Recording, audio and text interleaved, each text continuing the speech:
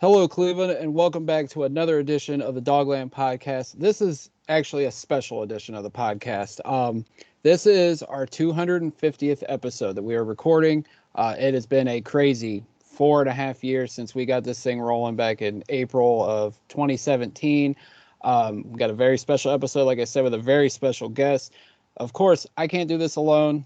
The man that started this podcast, my co-host, Anthony Joki, is with me. Anthony, how are you, my friend? I am doing very well. I can't believe that we've been around for this long, especially after the first year doing that podcast. We were 0-16, and that was a very, very tough year. And it's pretty incredible to see where we have come in these 4.5 years and what the aspirations are of this season that we're about to embark on. Absolutely. And our special guest today, he was on, I think, one of the very first few episodes of this podcast, and he has been a constant guest throughout the last 4.5 years, and someone we call a very good friend. He is the draft analyst over at the Orange and Brown Report. He is one of the funniest people I've ever encountered. And like I said, he's a great friend. You guys can follow him on Twitter at Brown's Mock Draft. It's the one and only Stephen Thomas. Stephen, how are you, buddy?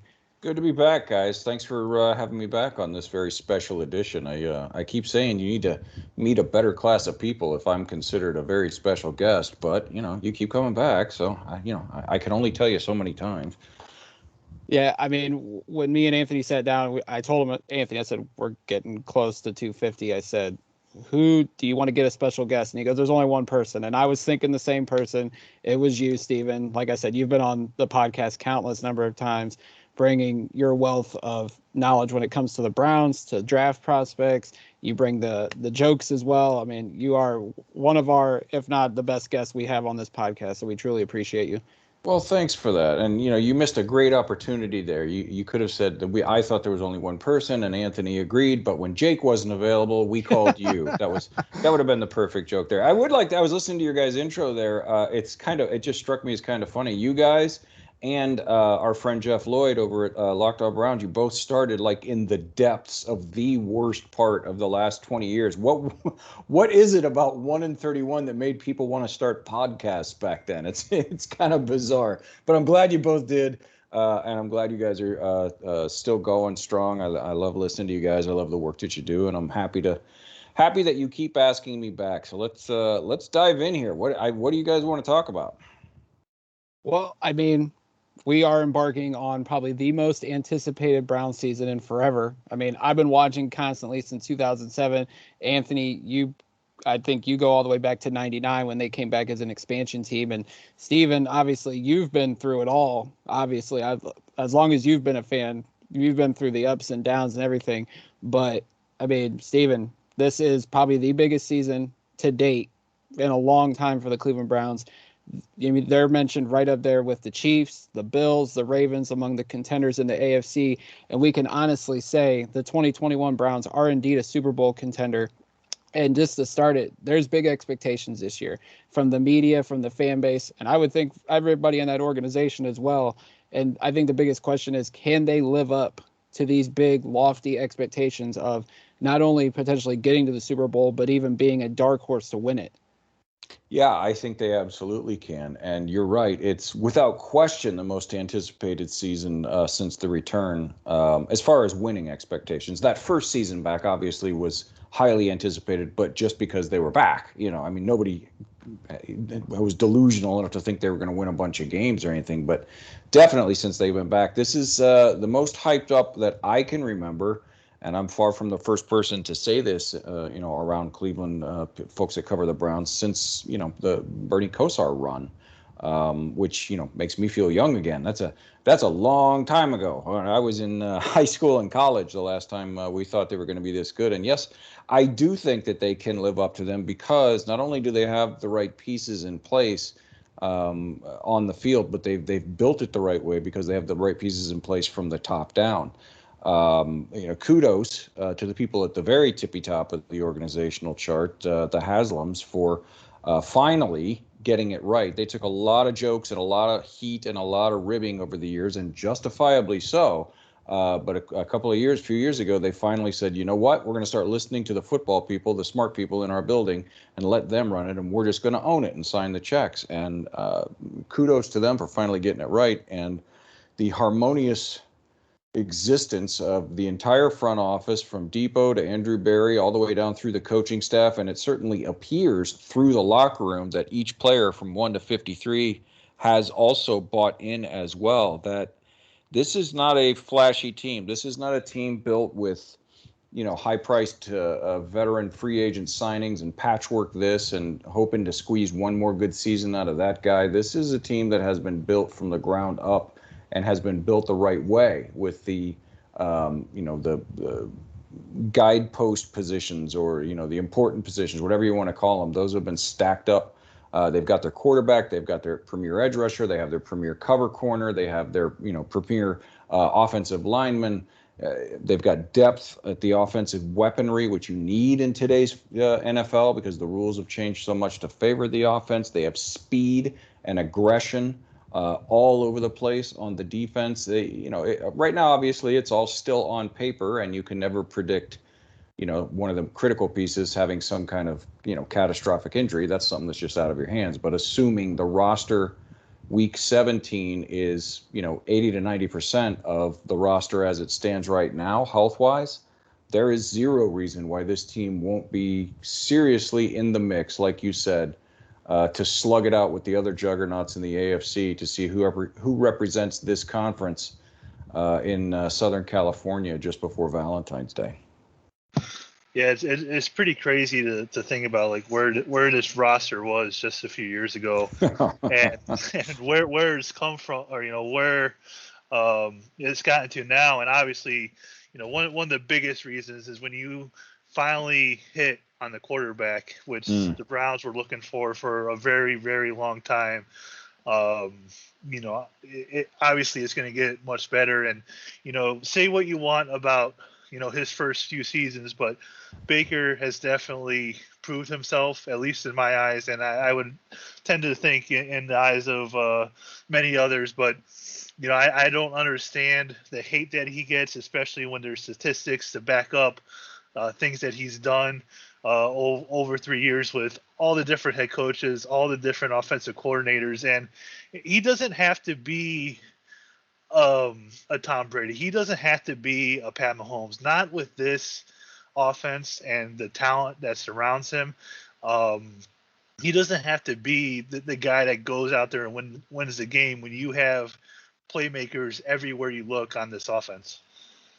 Yeah, he's actually, I would think that we would want him to be a Tom Brady type. I mean that's heady. I'm not saying he needs to play 21 years as, arguably the greatest quarterback of all time, but a guy that is smart enough to distribute the ball to the most advantageous spot. That's been Brady's biggest attribute over the years. It's not like he's had terrific weapons he's had some, but he's also dragged career years out of pretty pedestrian wide receivers because he and Belichick know that you put guys in a position to do what they do well. If you've got a receiver that has 3 routes that he's really good on, but he's not good at anything else, other teams will say, oh, well, he needs to learn a better route tree or he's going to stay on the bench. Well, the Patriots for 20 years have said, okay, you're going to go in and run those 3 routes 17 times a game, and then we're going to take you out, and the other guy who runs these other 3 routes different routes really well, he's going to run those 20 times a game. You put your players in a position to do what they do best repeatedly, and then distribute the ball. That's what Brady's done. And I think that's what Baker can do. Although I think Baker has a little more raw arm talent than Tom did. Tom always had a good arm, but he never had a cannon or anything like that. I think Baker can throw it through a wall if he wants to. But you're absolutely right in that he doesn't have to carry them like a Marino in the 80s or maybe Warner when he was with the Cardinals and they had basically running game and all that kind of stuff. The Browns, they're going to need him to win a couple of games, put the team on his shoulders, just because that's the nature of the NFL and that's the nature of the position of quarterback.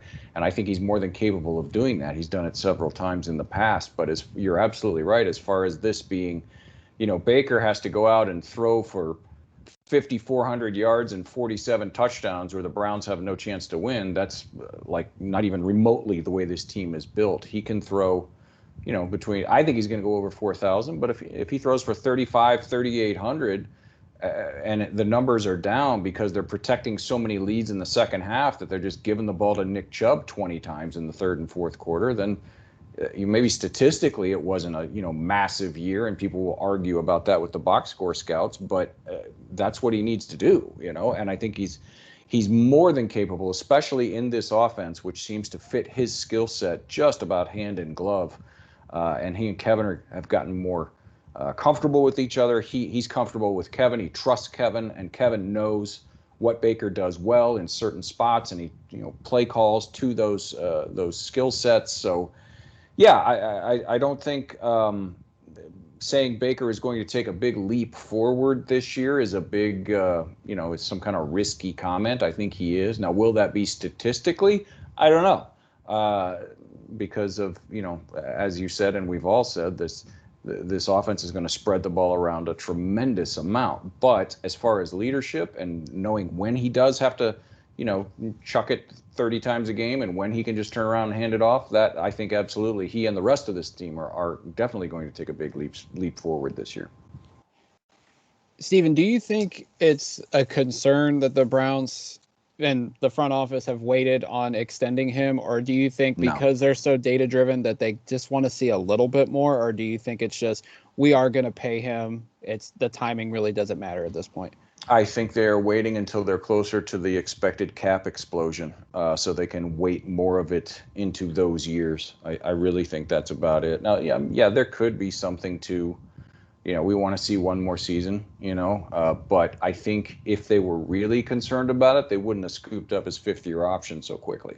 I don't think they've done anything. Let me say this. When they first came in, they brought in Case Keenum and paid him quite a bit of money just in case, because after the Freddie year, there were legit questions. I mean, I still thought he could be what we all thought he could be, but there were legit questions and legit reasons for that. But outside of that, which was one of their very first moves, they have done nothing to indicate that he is not the guy, capital The, capital guy in their eyes. So unless he goes out and either, has some sort of catastrophic injury or has just an, ungodly, horrible year that nobody sees coming, and I can't imagine that's the case, I would be shocked if he doesn't get paid and paid big at some point in the next, 9 to 12 months, 8 to 12 months, something like that. I'll be stunned if it's not done before next summer. Yeah, I would agree with you. I think he's going to get paid. It's just a matter of when, not if at this point. Outside of Baker, I think the biggest, storyline to the Browns offense, especially on the offensive side of the ball this year, is the return of Odell Beckham. Dude has been working his tail off in the rehab process after he tore his ACL in the Cincinnati game last year. Dude's looked unbelievable, whether, it's at training camp or, in warm-ups. You look back the last preseason game against Atlanta, Chris Collinsworth was like drooling over Odell and the size of his thighs and how he's, reworked his muscles and his legs to make himself even stronger. I mean, Steven, I've heard you emphasize this on the OBR Twitch streams, on Not the Same Old Browns podcast, that you think Odell Beckham's primed for a major comeback season, and I do too. If he comes back and he can be what we've seen Odell be with the Giants and, the glimpses we've seen him so far with the Browns, this offense, I mean, it's already up there with the Chiefs, the Bills, the Ravens, the Browns, the Buccaneers, or not the Browns, but the Buccaneers. But I feel like the Browns offense can take like an elite status if Odell comes back and is, prime Odell that we've seen over the years.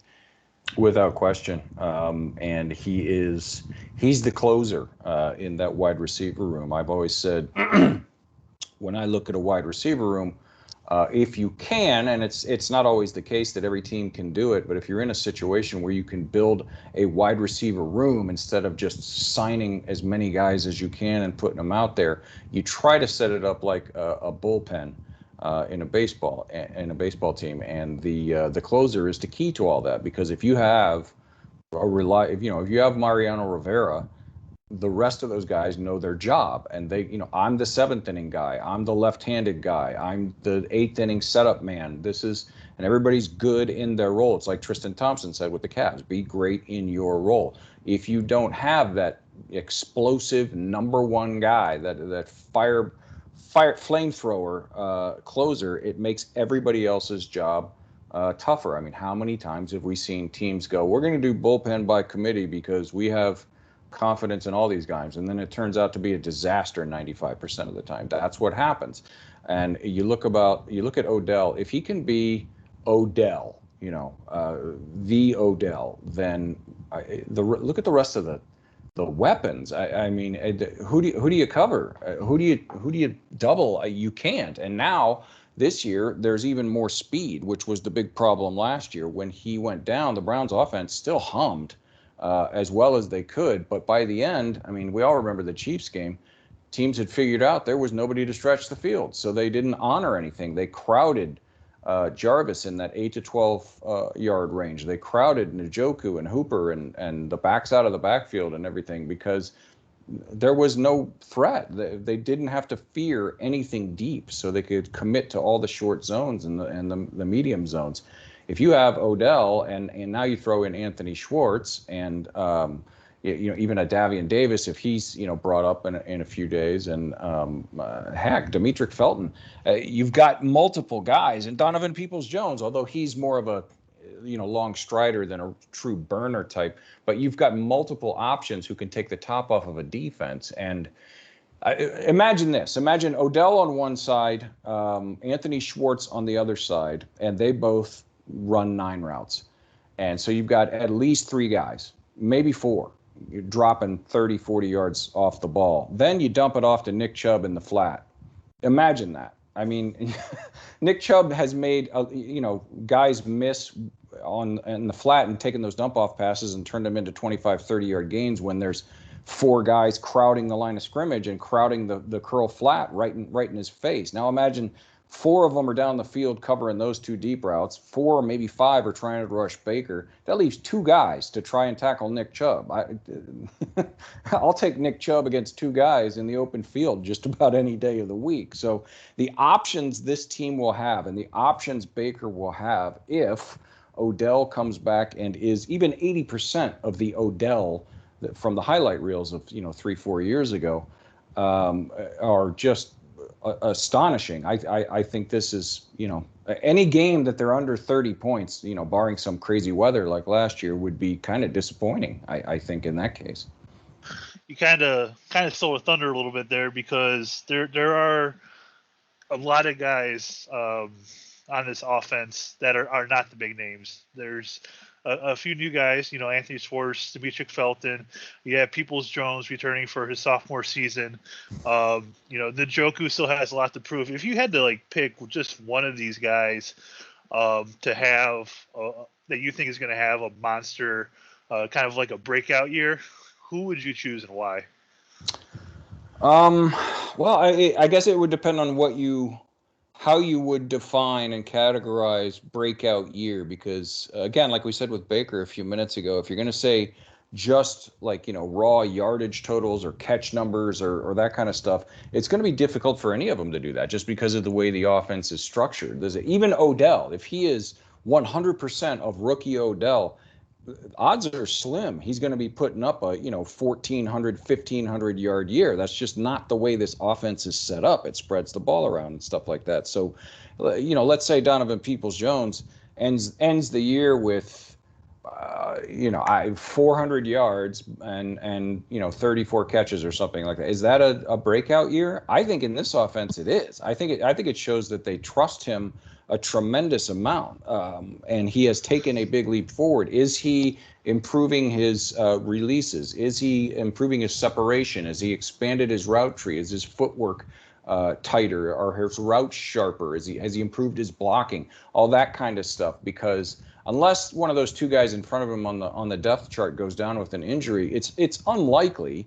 Possible, but unlikely that DPJ is going to put up a 700-800 yard year. Again, the third wide receiver in this offensive scheme simply doesn't get that volume of targets. And I would say the same thing for David Njoku. I had somebody ask me, I think it was on Jeff's, I don't remember, it was a couple of weeks ago, do I think David Njoku is going to get rewarded with the big contract? And I said, I think he's going to have a year worthy of being rewarded with the big contract, but who is left without a seat when the contract musical chairs ends. Is it him? Is it Wyatt Teller? Is it Ronnie Harrison? Is it, Denzel Ward? Who is it? That I can't predict. It's far too difficult to predict. I think the chances are greater that he will get that now that he doesn't have, Agent what's his nuts anymore, which is a good thing. And yes, I know his name, but I called him that on purpose.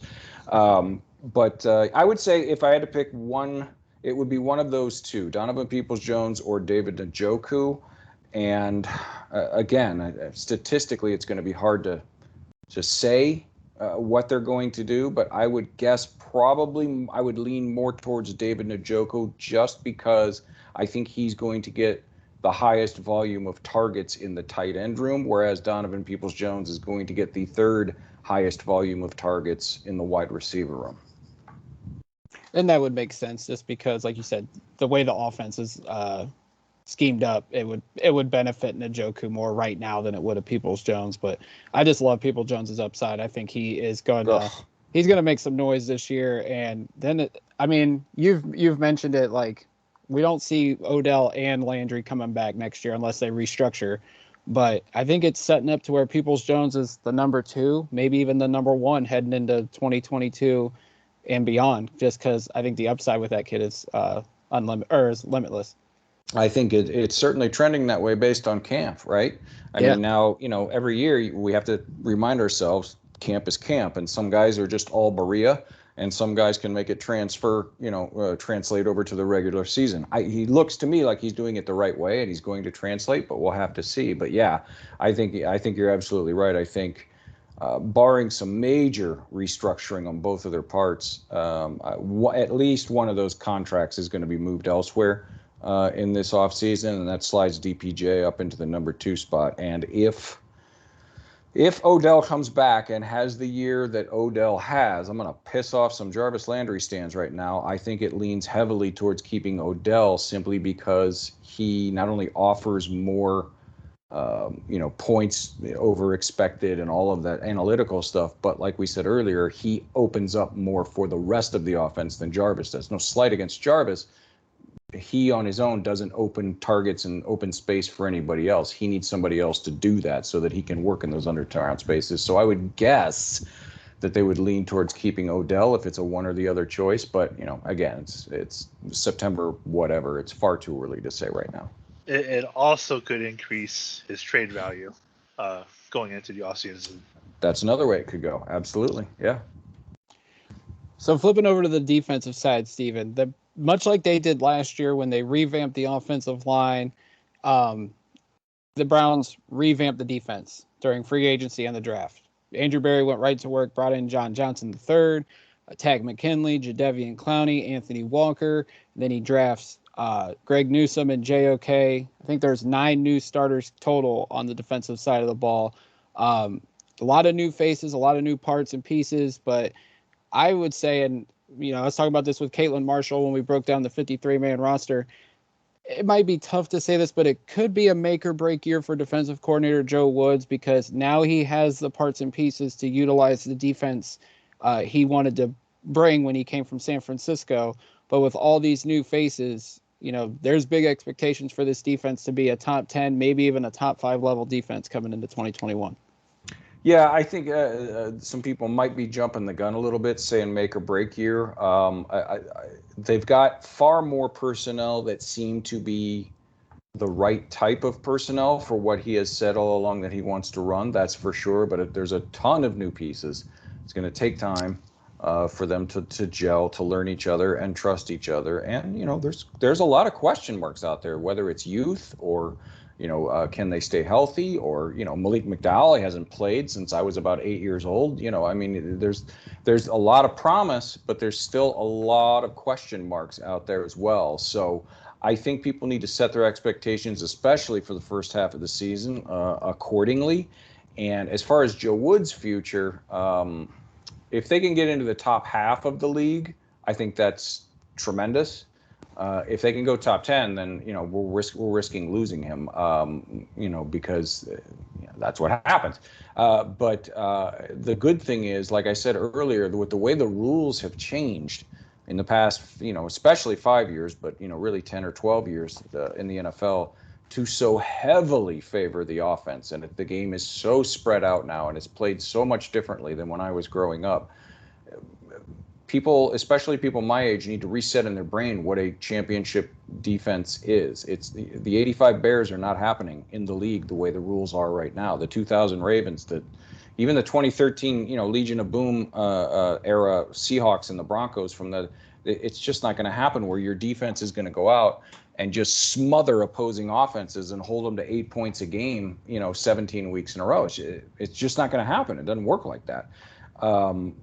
But if you can go out and you can get 4 or 5 stops a game and maybe create a turnover or 2 in plus territory here, that's all you need from this defense. That's all you need from a defense in the NFL. Consistently generate some pass rush, have some guys who can make some plays in the secondary, and get sure tacklers on the second level of your defense. And that's all you can really do. And I think they have guys who can do that. Now, the questions, as you know, and all your listeners know, and I'm far from the first person to say it, is if we get healthy, peak Jadeveon Clowney, this is going to be a terrifying pass rush.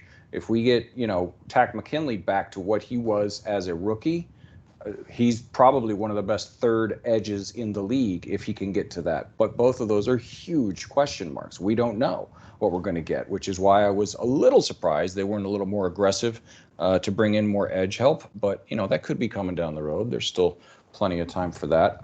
The defensive secondary is hugely upgraded on paper. The John Johnson, I think, was the best free agent signing of the offseason. The Greg Newsome JOK tandem in rounds 1 and 2 was about as well as we could have hoped that the draft could fall, and they both have shown more than worthy of their draft spots so far, but they're both rookies. You never know with rookies when the lights get bright. Denzel Ward's health, and to an even deeper degree, Greedy Williams' health and Grant Delpit's health, all question marks. They all look fine right now, but, that's something we're going to have to see. And even Ronnie Harrison has a history of being dinged up 3, 4, 5 games a year. So there's a lot of questions out there on the defensive side of the ball. Now, I think they have far more talent to attempt to answer those questions this year than they did last year, especially at the end of last year when, after injuries and COVID, there was, you think about those poor guys. Poor Andrew Sandejo.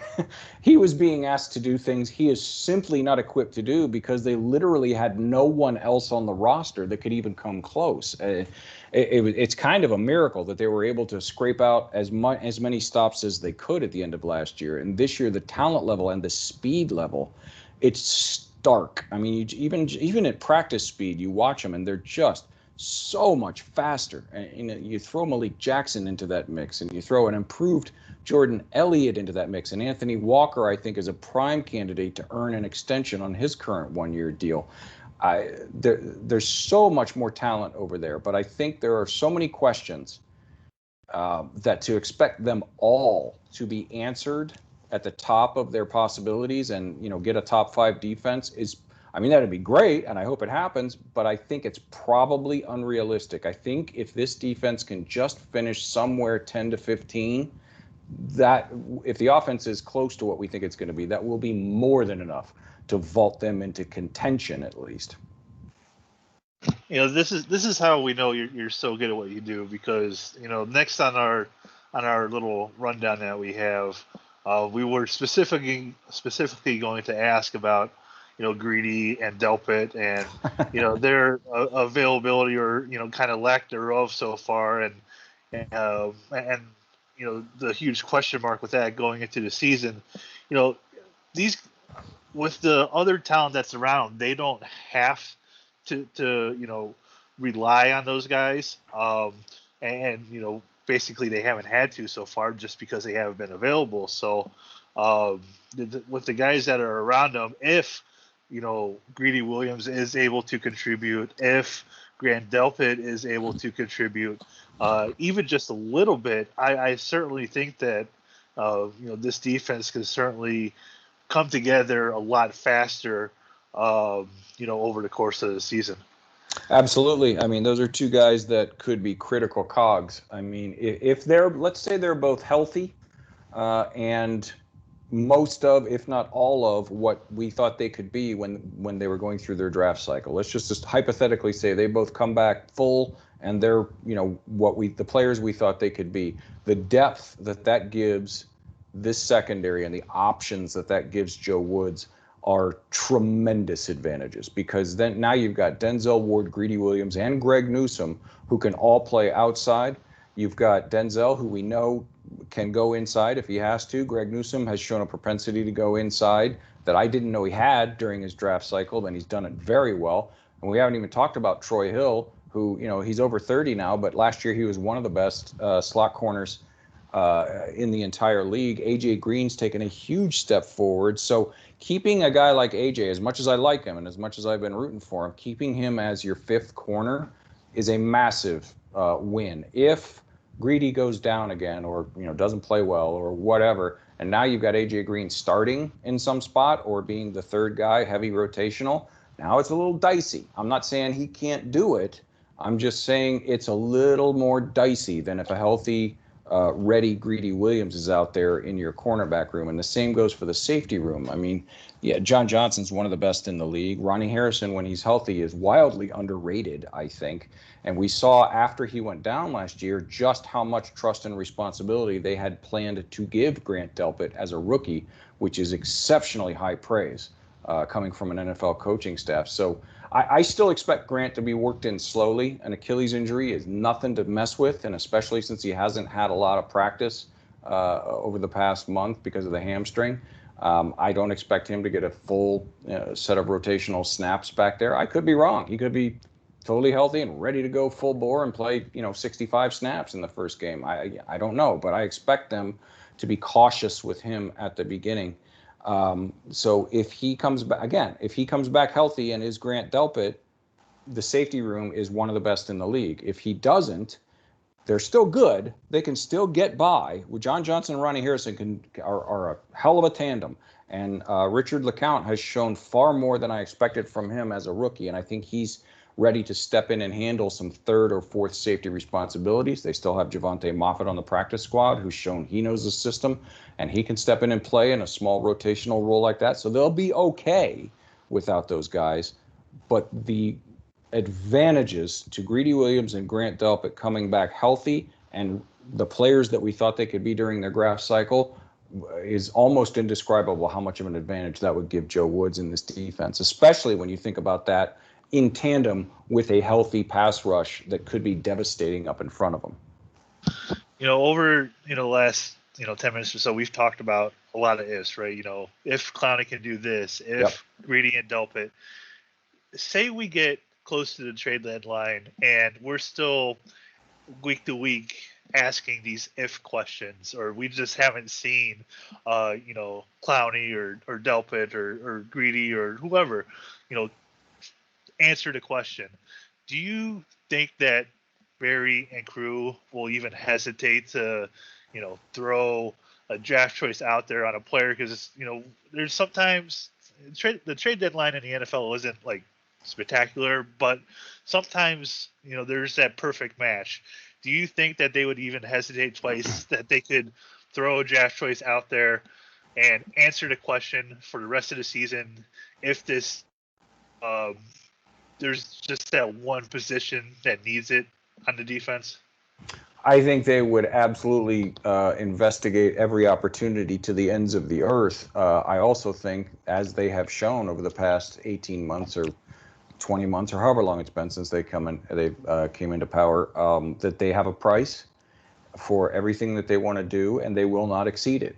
So they won't go out and do a next year's first for a Chandler Jones, to get him for 8 games or something. That simply won't happen. But if somebody like that, let's say it was the edge rusher and Chandler, the Cardinals season goes south and he made noise about wanting to be traded a month ago and he brings that back up. Let's just say the situation presents itself that he's available on the open market. Andrew Berry's not going to get, bent over a barrel. It's just not going to happen. He is not going to overpay. But if they can get it down into something reasonable, and I can't say at this point what reasonable would be, maybe it's a 3rd round pick and a 5th the year after. It's, I don't know, something like whatever you think reasonable is, let's say it's in that price range. I think this is the first year in a long, long time that the Browns very well might be buyers instead of sellers, because it would mean a potential championship this year. Like, years past, people, and you've seen them too. You see them on social media. Why they should give up next year's two for so and so? Why? They're 4-7. If they bring him in, maybe they could finish 8-8. What good is that? That doesn't make sense. The ends don't justify the price there. But if they think there's one guy that they can get, whether that's a edge rusher or a cover corner or I don't know, whoever, makes no difference, that they think, you know what, the price on this guy is right, and he very well could be that last piece that puts us over the top, so that we are the ones standing there when the confetti drops in Los Angeles in February. I have no doubt that they would pull the trigger. But again, they're not. People need to set their expectations. They're not going to go out and make some wild move for a guy, especially a guy in the last year of his contract. And all the things have to match up right. But it could be, for the first time in a long time, a very interesting trade deadline in Northeast Ohio. Absolutely, it could be. No AJ McCarron's, right? Yeah, let's hope. The joke that keeps on giving, man. And we thank Sashi or whoever for not filing that paperwork properly for that. And there's still people that try to say it would have been a good move. That's unbelievable to me. But yeah, absolutely. Yeah, they need therapy if they really think that would have been a good move. Steven, like when you look at this roster, I think one of the glaring spots on this roster is the kicker position still. They had a competition in camp with Chase McLaughlin and Cody Parkey. Parkey got hurt, and I'm using air quotes when I say that, but they're going with McLaughlin so far into week 1 against Kansas City. He doesn't have a lot of track record, only 15 games. He's only attempted 28 field goals. They did sign a kicker. I'm going to call him the kicker named Chris to the practice squad. But you got to feel uneasy about I'm going to still call him an inexperienced kicker with a team with Super Bowl aspirations. It's surprising to me that they didn't look at any of these veteran options that got cut on cutdown day. Are you uneasy like me about McLaughlin being the kicker heading into the regular season? No, I would disagree slightly. I don't think uneasy is the word. I mean, for a young guy, well, any kicker really. Kicker's so mental, and it can come and go. Much like a reliever in baseball. The guy's lights out one year, absolutely unhittable, and the next year he can't get it across the plate for whatever reason. Kickers, you get the yips in golf, man, and once it's in your head, it's just gone. To find a Phil Dawson or a Justin Tucker or something like that is exceedingly rare. Most teams go through the kicker carousel on a pretty regular basis, and I think the fact that they didn't go out, and especially a guy like Nick Folk, who has experience, not only lots of experience in the league, but experience kicking in windy, crappy weather stadiums.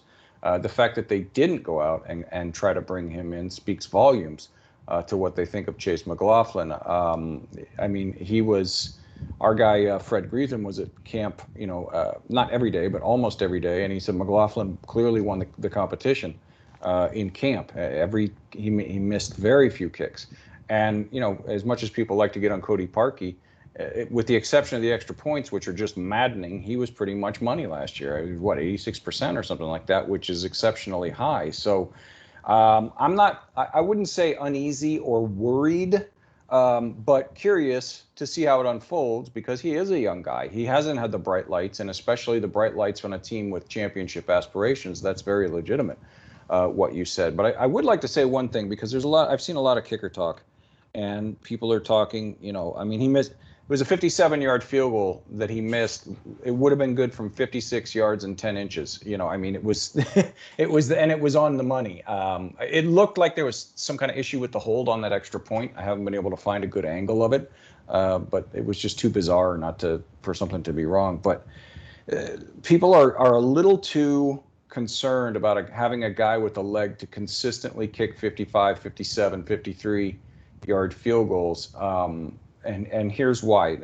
It's great. I mean, if you got a Sebastian Janikowski type or especially early in his career, where if the Raiders crossed the 50-yard line, it was almost guaranteed they were getting 3 points. He was just that freaking good, and he had a cannon for a leg. That's fantastic. Of course, who wouldn't want that? But something to keep in mind is this. The analytics of the game are changing, and the Browns are one of the franchises on the leading edge of that. And the analytics more and more clearly, almost indisputably, say that going for it on fourth down when you're around your opponent's 40-yard line is a far better play most of the time than attempting a 50-plus yard field goal. So except for maybe like end of game situations or end of half situations, I don't know that the Browns kicker is going to be put in that situation very often. I really don't think they're going to be trying a lot of 50-something yard field goals. Now, if it's 4th and 12 because Baker got sacked on third down at the 38, that's a different story. But if it's 4th and 4,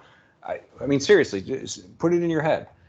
Better chance Baker completing a pass on 4th and 4, a 5-yard pass, or somebody hitting a 54-yard field goal, especially in First Energy Stadium. I'm going to put my money on number 6's right arm. So I think it's more important to get a guy who is money from 49 and in, and stays inside his own head on those extra points, because Parkey wasn't the only guy to miss a lot of extra points, man. It's a mental thing with these kickers since they moved it back to 30 yards. It happens all over the league every single week. But a guy who can make almost all of his extra points and his money from 49 and in, I think, is far more important with this analytically driven team, especially, than a guy with a leg like Janikowski, who you can trust from 57 yards on a consistent basis. It's just something to keep in mind.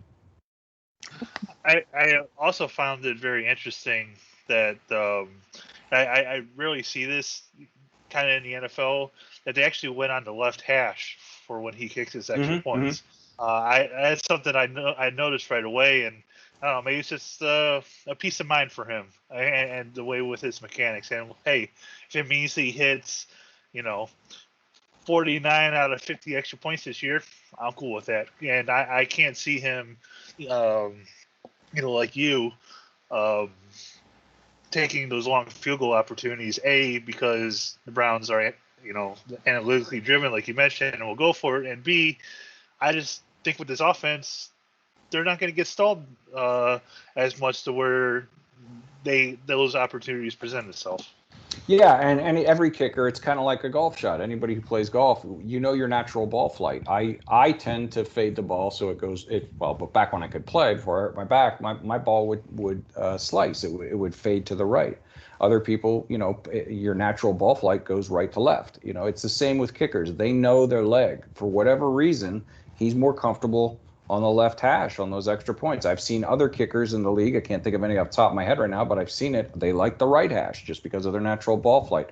It'll change week to week based on the wind condition as well. And I also think the Browns are going to be going for 2 quite a bit this year because the numbers back up doing that far more frequently. So, yeah, I can't speak to why he does that, but it's got to have something to do with his ball flight. And you're absolutely right. It's just this team's going to be in the red zone quite a bit if they're close to what we think they can be on paper on offense. And, Steven, the other thing why the fan base gets up in arms about the kicker position is because since Phil Dawson left after the 2012 season, we haven't had a solid, consistent kicker. So everybody's always worried about that because we were spoiled, weren't we? We were spoiled with good old number 4. So as we wrap things up here, Steven, we're not in the business to make predictions, but I'm going to put you on the spot because we're all going to make predictions here. Give me a season prediction. What do you think the record will be? And go ahead and take a bold prediction and say, how do you think the season's going to end for the Cleveland Browns? Well, I've been on 12-5 for quite some time now. I think they could win as many as 14. I think anything less than 11 would be, I don't want to use the word disappointment, but, underwhelming. Yeah, I think it would, unless there were, like Baker goes down for 4 games and they lose 3 of those or something like that, it would be less than stellar, let's say. But I've settled on 12 just because, you guys know, you've been watching football a long time. There's almost always anyway, one game every year that you go, how the hell did we lose that? Just something freaky weird happens and they lose. And there's usually one game every year that evens it out, that you walk away Sunday evening and you just laugh to yourself. You go, there's no way we should have won that game.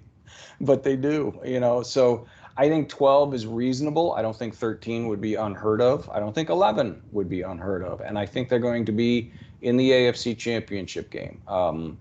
It's so difficult, especially this early. It's so difficult to predict the playoffs because the playoffs there's so much pressure and it's such a different level. And the AFC, I'm sorry, it's stacked. It is absolutely stacked this year. Of course, we have the Chiefs, the Buffalo Bills. Everybody, for whatever reason, everybody in Cleveland wants to say Josh Allen and Lamar Jackson suck and they're not as good as their team. I think whatever you want, but you're getting inside your fandom there. They're Buffalo Bills are a hell of a squad, and until you show me somebody who can consistently stop Lamar Jackson, I'm not going to believe it. So, and I'm not even sure the Pittsburgh Steelers are done. I've seen people say that they're done so many times, and they just churn out new guys, and they go out and they win 10, 12 games every year until I see the corpse. It's I'm very Walking Dead with the Steelers. Until you see the character as a walker, he's not dead. You should know that by now from watching The Walking Dead. And that's how I'm taking the Pittsburgh Steelers right now. I think they're still going to be, 8-9 win team at least. But you think about it, just with the top four, let's not even say there's a dark horse team. Let's not even say the Chargers put it all together because they got a lot of talent out there, or whoever picks the Raiders, the Dolphins, whoever, it doesn't matter. Let's just say it's those four. You're talking in back-to-back weeks, the Browns have to beat Baltimore and then Buffalo, or Buffalo and then Kansas City, or Kansas City and then Baltimore. In some order, probably at least one of them on the road. I don't care how good your team is. That's a tall order. And it's a tall order for those other teams, too. They have to beat Cleveland and Kansas City back-to-back, or Cleveland and Buffalo. It's going to be a slugfest at the top of the AFC. And when there's that many really good teams, your team can play well, super well. You can go out there in the AFC Championship game, let's say it's at Arrowhead, and they play the game of their life.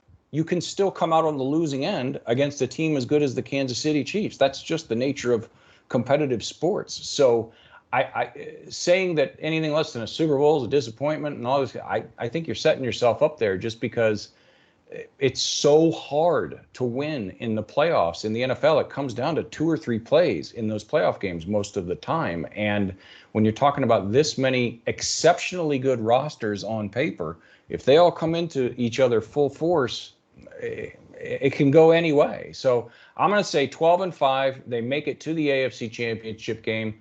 And after that, I don't know. You'll have to get back to me the week of the AFC Championship game to see who they're playing and where and how healthy we are to make a prediction at that point. Anthony, go ahead and make your prediction, please. Yeah, I've kind of been saying for a while now, I find it very hard to believe that they won't at least make it to the AFC Championship game.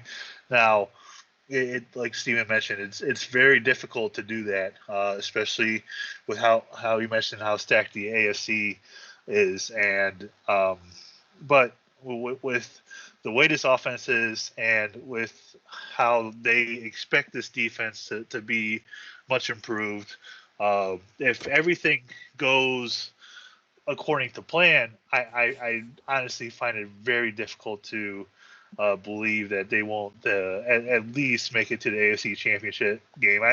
I would say that if they miss the playoffs, that's certainly kind of a failure of a season. Yes. I think that anything less than making the playoffs is a failure. With how many teams are good in the AFC, I think that the way the Browns schedule is, that they're definitely going to make the playoffs. And once they get in, just about anything could happen. I mean, you mentioned how these games are 2 or 3 plays. The Browns were 2 or 3 plays away from beating Kansas City in the playoffs last year to going to the AFC Championship game. So it's just how it is, and I think that they'll be around that 12-5, 13-4. It's so weird to add up to 17 now, but I think they'll be around that, and they'll be fighting that final week to go to the Super Bowl. And I think if I can just jump in real quick before you do yours, Jack, too, I've heard people say if they don't win the North, it'll be a disappointment. That has to be, goal one, win the North, because they haven't done it since they came back. They've never won the AFC North. And while I think absolutely that winning the division is a huge step, because you've got to be able to beat your rivals on a regular basis. But it would depend. If they didn't win the North, it would depend on why. If they win 13 games, but Baltimore wins 15, well, are you really going to call that a 13-4 a disappointment, a failure? I don't see that. So I'm with you, Anthony. I think they're going to make the playoff. Well, we think they're going to make the playoffs. It would certainly be a soul-crushing event if they didn't. But as far as saying if they don't win the division, it's a disappointment. I'm gonna have to see how. Now if they make the playoffs at 10-7 and the Ravens win the division at 11-6, then yeah, that would be disappointing, because this on paper this team is a better than 10-7 team. But again, we'll have to see on that. But just get into the postseason tournament. Just get into the tournament. That's all that matters at this point. Yeah, I'm right there with you. Like I'm gonna predict. I'll say 12-5, just like you, Steven. The division would be nice, because not only have they not won the division since they've been back, they haven't won the division in my lifetime, and I'm 28, so you do the math there. I think 89 was the last year they won it, Steven. Correct me if I'm wrong. I believe so. Yeah. The year of the Buffalo playoff game was the last time they won the division. Well, I wasn't alive either, so. So yeah, the division would be nice. It would be nice to be the Kings of the North. Sorry, Steven. I know this is a jab at your age, but but yeah, I mean, it would be nice to win the division. It'd be nice to be the Kings of the North, but like you, I said, like 12-5. Maybe they win 13 or 14 games. It's definitely possible. There's always that game you don't expect them to lose. They do lose. But they get to the playoffs. That's all that matters, like you said, Steven. And then whatever happens. Like the AFC is so stacked. Who knows what'll happen? I mean, you mentioned it, Steven. The fact that they would have to beat maybe Baltimore or Buffalo one week, or Baltimore and Kansas City one week, or Buffalo, Kansas City back-to-back weeks to get to the Super Bowl. I mean, that'd be crazy. I mean, that if they did that, then I feel like they could beat whoever comes out of the NFC. But as long as they get to the playoffs, whatever happens at that point. I know we have big expectations, but as long as they get to the dance, whatever happens after that will just be icing on the cake at that point. Yeah, and I'd just like to say I would love to see them get a home playoff game. Yes. One, because that would mean the season went great and they probably won the division at that point. That would certainly be great. But also just because, I mean, we make a lot of jokes about, my age and your guys' age and all this kind of stuff. But I remember home playoff games. I remember how exciting and how good it made you feel to have a team. It was electric in the 80s, and I so want your guys' generation and even the younger generations after that to experience that, because until the last few years, our team has been all they've known is a clown car, and to me it's still fresh in my mind. Those teams are still I can remember specific plays from those games, and it was so exciting in the old stadium in January, especially a squall comes in off the lake in the middle of the third quarter, and I'd be in the Dawg Pound, and the other side of the stadium would start going bananas, and we'd be like, what the hell, what are they? And then, oh, here it comes, and it hit us. And so it was just electric in that place, and the players feed off that too. They feed off of crowd noise, and it would be so great for the city, for the players, for the Haslams, for all of us, but especially for you younger guys who have never experienced that. There's nothing like it. Even with the heartbreaking endings that they had, those seasons and those post seasons were incredibly special, and I still hold them dear to my heart. Were you at the last home playoff game, Steven? I was indeed. I was at the very last game at the stadium as well too. So yeah, my first year of season tickets was the year they hired Belichick, 1991. Nice. Yeah, I'm really hoping that you talk about that new generation. I really hope, because I think you mentioned like you would spend those games with your dad, and I hope that I get to do the same as well. Yeah, it's fantastic. It's, this is how fandom gets passed down from generation to generation. This is, it sounds cliche in this day and age, but that's how you bond with, the older members. And then, yeah, like you said, I mean, I don't have a son, I have a daughter, but if I were to go and she came with me, it would be me seeing it from the other side, me seeing it from the dad side of things. So kind of like, a different experience, but I remember going to Disney World with my folks when I was a little kid, and it's a totally different experience when you take your 3-year-old daughter there and you're the dad. It's incredible to watch somebody else discovered things that you remember discovering from your childhood and your youth. And so I really do, and I sincerely mean this, aside from the selfish reasons, because, I'm not getting any younger and I want to see him win a damn championship before I'm 6 feet in the ground, but also for the younger generations, because they lost a lot. There are far more Steelers flags and Bills flags and that kind of stuff, not just in Cleveland, but in all of Northeast Ohio, than there ever were when I was young. You never, even in Columbus, you never saw black and gold. Now, every time I go back to visit my parents, I see a bunch of it everywhere. And that's, it's their own fault. They were garbage for most of 20 years. And that's what happens. You lose the younger fans. So this would go a long way in securing a whole nother generation of Clevelanders into the tradition that is Cleveland Browns lakefront football. I really hope that for all of you younger folks out there. All right, I promise this is the final thing before we let you go. It is probably the only time that we're going to mention this because you're here, of course. I know where this is going. Because Jack doesn't let me talk about it, so I get to have a little fun right now. This is the only time we will talk about it during 2021, just so you know. I know. That's why unless Steven comes on, that's the only other time we will. Hey, did you guys read my article today? You should go read. Jack, I know you love mock drafts in September. You should go read it. Hey, I commented on your first one, Steven, because I enjoyed the bloodline parallels to the mock draft. So anyway, go ahead, Anthony. That's exactly what I'm about to reference, Steven, is the article that you wrote over on OBR for your your mock draft. And my only question for you on that is, how come they didn't pick 7 Buckeyes in that mock draft?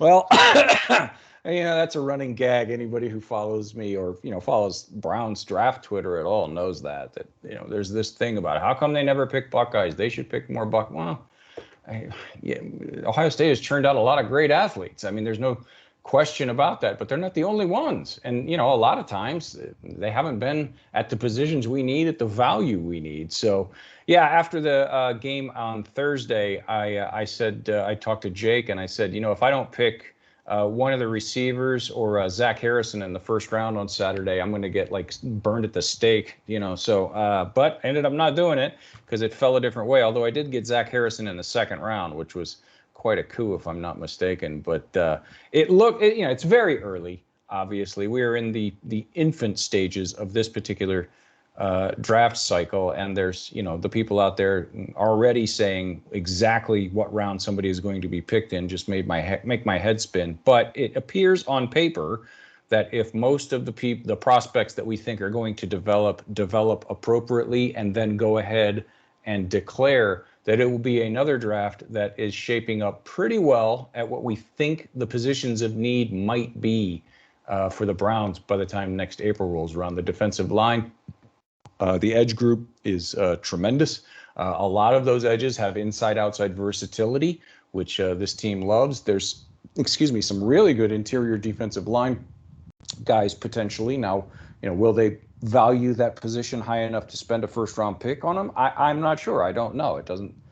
It's too early to say, and I don't know how the analytics of this front office will work when it comes to interior defensive line. But we still have a whole season of Browns football. This is a thing people forget when they get heated about draft talk this early as well. We know they're going to need an interior defensive lineman and an edge rusher. Well, no, we don't. We don't know Jack. I mean, Joe Jackson could come out and be a monster. They could re-sign Jadeveon Clowney. They could.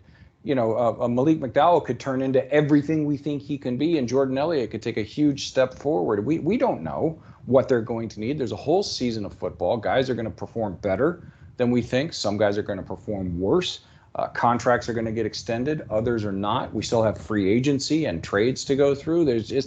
It's way too early. I like to do it all year round just so that when January rolls around, I'm prepared and I already am familiar with most of these guys. And that's what this early stuff is. It's mostly, I mean, yes, I go ahead and make the picks and I put them in there and I give solid reasoning for why I do each one. But at this point in the process, it's far more about, hey, let's put together a list of guys that we want to keep our eyes on and see how they develop over the season. I mean, let's take Zach Harrison, for example. Everybody is projecting him as a top 10 pick, and he might end up being one.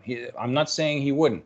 But at this time last year, Marvin Wilson was guaranteed to go in the top 10, and he ended up going UDFA, and they just released him at the end of camp. So it's a long process. Don't get dug in on positions or players this early. My mock drafts, the weekly ones during the season, are specifically to get Browns fans familiar with some of the names at some of the positions that we think they're going to need so that you can keep your eyes on them every Saturday. You know, if let's say there's a guy on Iowa that you think is going to be really good and you happen to scroll through after the Ohio State game and you notice Iowa's on. Oh, that's right. I know their cornerback is supposed to be really good. I'm going to watch this game for like 10 minutes and just see what this guy moves like. Or a quarterback, we're not going to look for a quarterback this year, but for years, a quarterback for University of Washington, whatever. Let me watch their game late night on Saturday, Pac-12 after dark.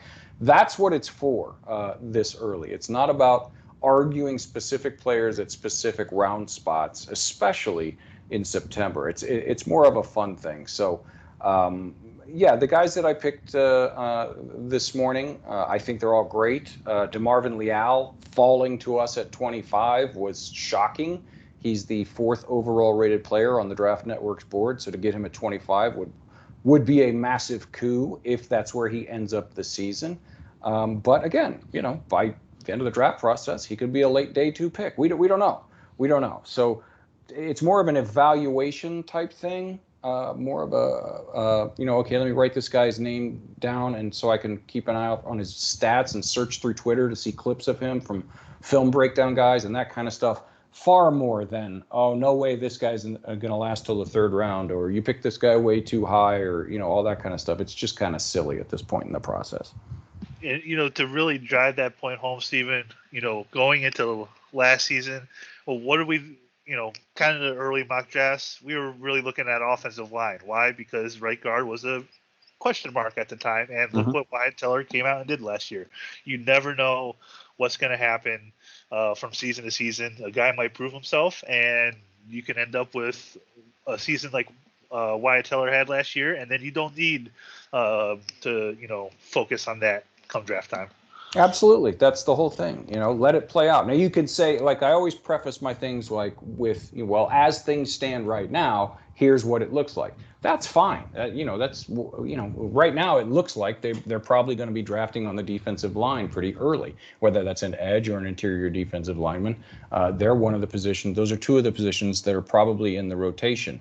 Wide receiver could be in the discussion, depending on what happens.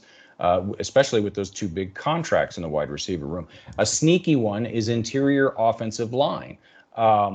This year, we're more than set. We've got one of the best offensive lines in the entire league, and the interior is unbelievably the top of the top. 3 of the top guys in the league play for the Cleveland Browns at left guard, center, right guard. But Wyatt Teller's contract is a legitimate question to ask. J.C. Treader is north of 30, and he only has 1 more year left on his deal. He has a $10 million cap hit next year. Joel Bitonio is approaching 30, and he has a large cap hit, and he's only got, I think, 2 years left, if I'm not mistaken. So it could be if the edge, let's say Clowney has a great year and they re-sign him. Let's say the interior defensive line steps up, and we're not looking at that as a quote-unquote huge need for day 1 next year. Let's say they bring back Odell, Donovan Peoples-Jones has a monster year, and let's say Rashard Higgins finally gets the big contract that he wants, and he's the 3rd guy. Well, you're not going to spend a 1st-round pick on a guy who would immediately be your 4th in your rotation, at least 4th, depending on what Schwartz and those guys do. So at that point, maybe you're looking at interior offensive line, because this front office has shown not only a propensity, but a tremendous skill to stay ahead of the curve. They are filling things before they become quote unquote needs. They're not going to wait until they absolutely have to draft a guard, because that's how you reach and make bad picks. They might bring a guy in at center, and there's some good prospects out there, center guard guys this year, to learn under J.C. Tretter for his final year of his contract, and then take over, to give him guys a year to groom them on the interior of that offensive line. So that's a sneaky one there. And, you know, a position like cornerback is always in the discussion for an early pick, because you can never have too many of those. Heck, if Ronnie Harrison's contract isn't re-upped and Grant Delpit's Achilles doesn't come back all the way, maybe they're looking at safety early next year. It's like you said, Anthony, there are so many possibilities as we sit here on September, 4th, what I don't even know what day it is, that by next April, which is 9 months from now, we could be looking at a completely different position as our day one target. So look at guys at this point. It's always good to start at least surface level homework early, so that when February rolls around, you're not overwhelmed trying to, just start your homework on 500 prospects and whittle it down in a month and a half. You've already whittled out. You start now, you've already whittled 300 of them out by the time February comes around. That's just how it works. And so it makes it so much easier to do deep dives on these guys at that time. So, but to really dig in and get entrenched and argue with people on social media, like we have all seen repeatedly, it's just always been silly to me.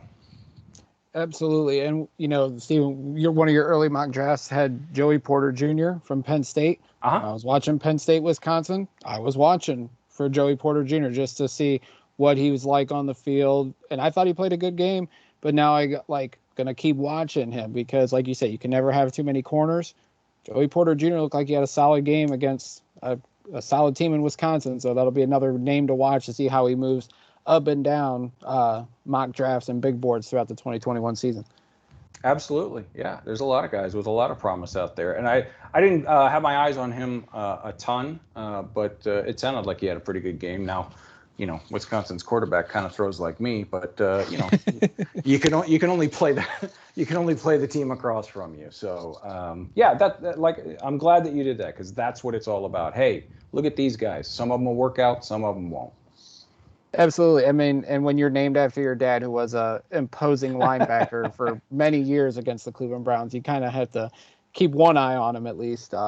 So, yeah, definitely keep an eye Wouldn't on Joey Wouldn't that be Porter. fun to see his dad in the stands in brown and orange after torturing us for all those years? That'd be a nice little turn. Absolutely.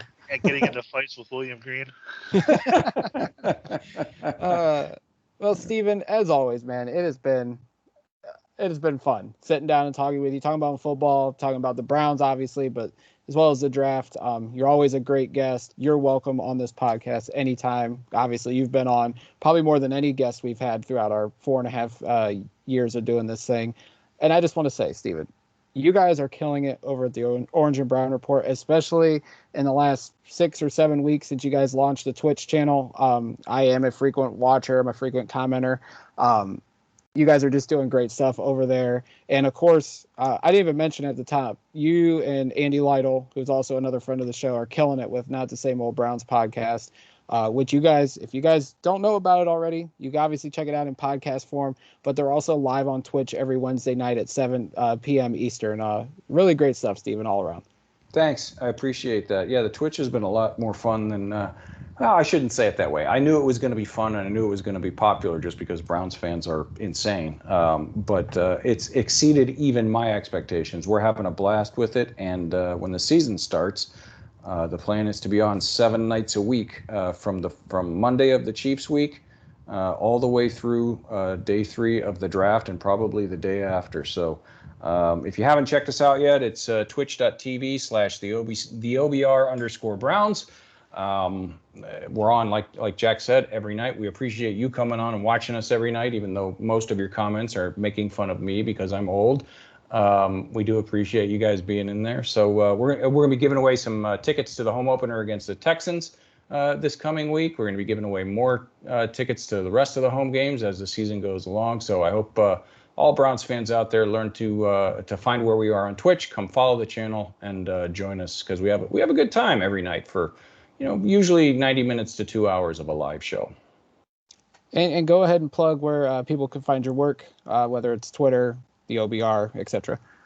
Yeah, easiest thing, at Browns Mock Draft on Twitter. I have no life, and my wife doesn't like me. She enjoys it when I'm off, leaving her alone. So I'm usually on Twitter most of the time, at Browns Mock Draft. And then all my writing, of course, is at theobr.com. So give us a look over there. I am one small piece of a great team covering the Browns over there with Jake and Fred and Barry and Andy and Cody and Brad and Lane and the whole gang. So yeah, follow us over at theobr.com and follow at theobr on Twitter as well. And as always, you guys can follow us on Twitter at JackMcCurry08, at Anthony Joki. Joki is Joki, and at the DawgLand on Twitter and as well as Facebook.